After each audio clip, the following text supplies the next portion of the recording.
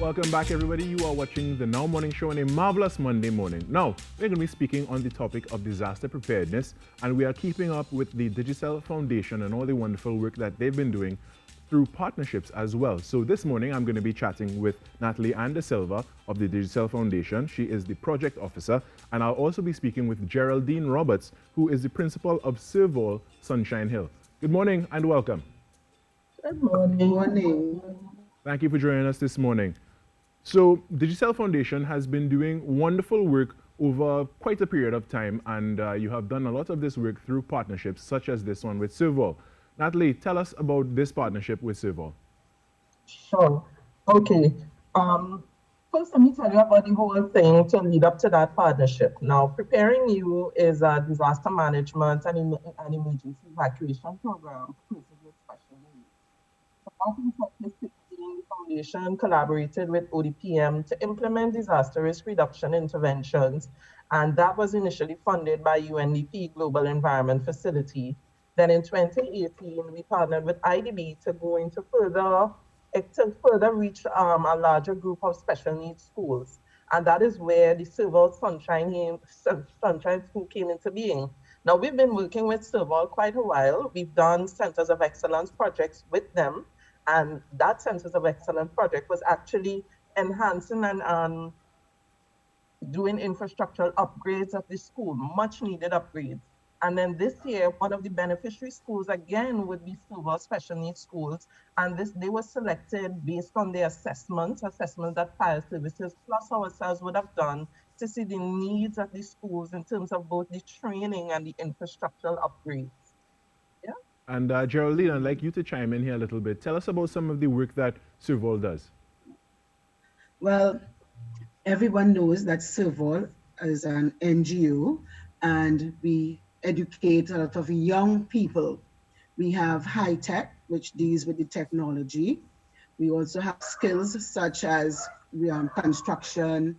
We have mechanic and tailoring and those kind of woodwork skills and stuff like that. But apart from that, we also have two special schools, one in South and one in Port of Spain.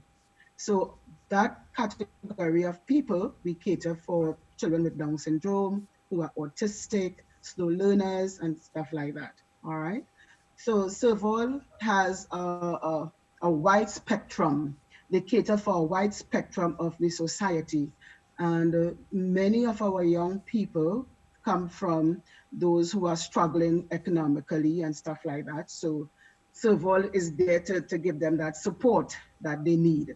So at the end of the day, even though they may come from a depressed environment or they may come from a struggling environment, Serval is there to catch them so that they will not necessarily fall through the cracks, because these children tend to fall through the cracks because sometimes they're not always catered for.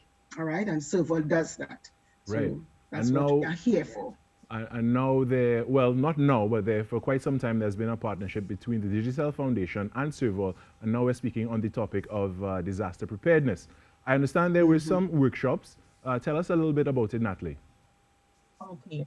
Well, last week, the capacity building workshops, the teachers and administrators from 3 special needs schools, of which Serval is a part, they embarked on these capacity building training sessions with the Office of Disaster Preparedness and Management. So we had last week, it was 3 sessions, September 16th, 17th, and the 23rd, where the focus of it was more or less ready, set, prepare. The teachers learned about the ODM family communication plans. They learned about the emergency hotline numbers, how to prepare emergency kits, and how to plan for their special needs schools. We also shared with them an emergency plan template, and the end result of those 3-day workshops, and an important part of the capacity building training exercise is for these schools now to bring together those lessons and develop their own plan for their schools. And at the end of it, the teachers now are tasked with going back into their school environment and sharing this information with their students. So it's more or less incorporating it into their own learning and life skills programs as well.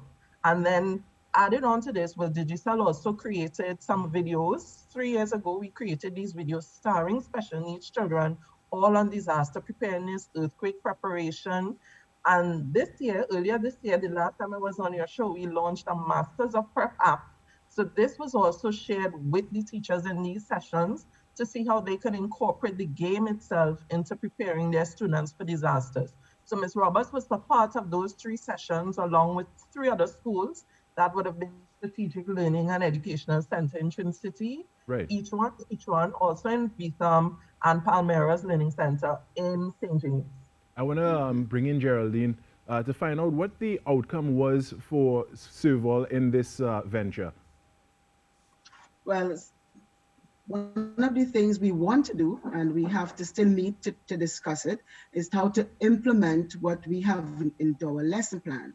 We can see the areas that we can implement these plans. We can do it in the life skill. And for sure, we plan that whatever vocabulary we are teaching, because we do use the primary school curriculum for our children, is just a modified version. So things like language and math and all those things, we want to incorporate what we have learned into it by using the vocabulary and using different strategies into the curriculum, so that at the end of the day, we'll not just be talking, but they will be actually learning it on a daily basis. And how do you see the workshops that have just passed benefiting the students and those that Serval serves?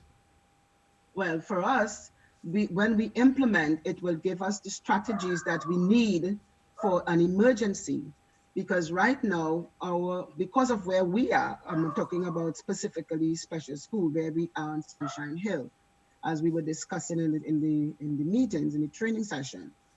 Our location is not exactly the easiest and the most accessible.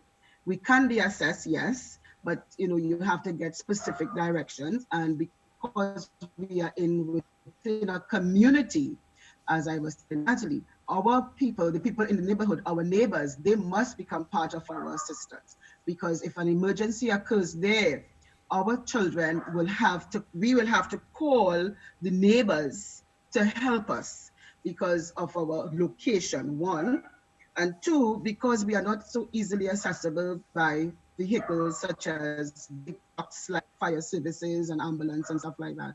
We definitely need to give them instructions and directions how to get to us. And so part of our plan is to sit down as a team, as a body of teachers, put plans on paper and go into these organizations and become acquainted with them so that they will know where we are, who we are, and how to assess us.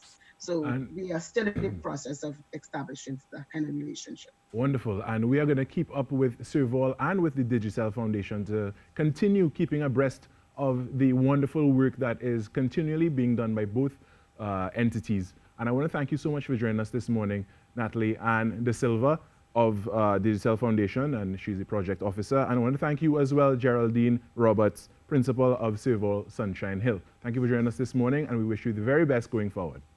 All right, with that, we're going to take a short break, and we're going to come back with much more on the Now Morning Show. Stay locked.